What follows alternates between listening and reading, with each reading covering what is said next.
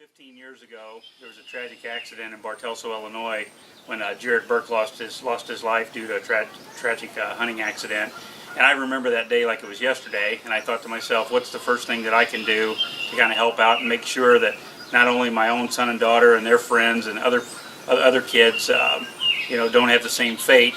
Put hunter safety out there, make it more of a presence, and get everyone involved in it, and make safety a priority when it comes to hunting. So I got involved as a hunter safety instructor approximately 15 years ago. Been doing several classes a year.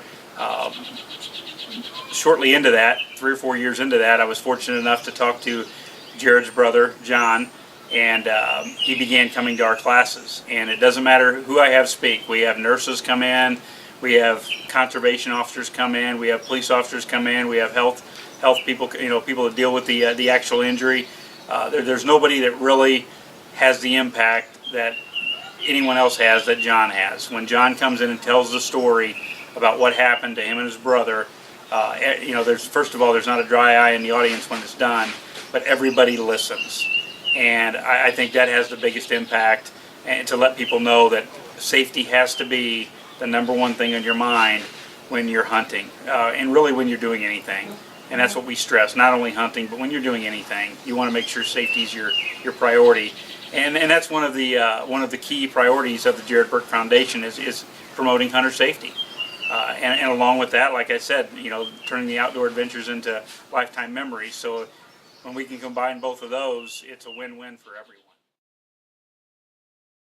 Scott last year on a hunt in Michigan, and stayed in contact with them, and then asked them if they could possibly make this hunt here in Kansas. And as I mentioned earlier, the dates and the weather and everything else played a part, but it all came together.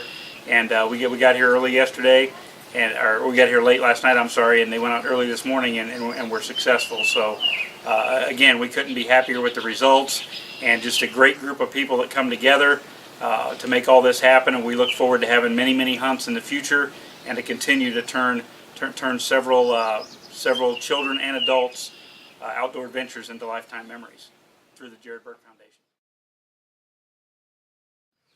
Good morning, everybody.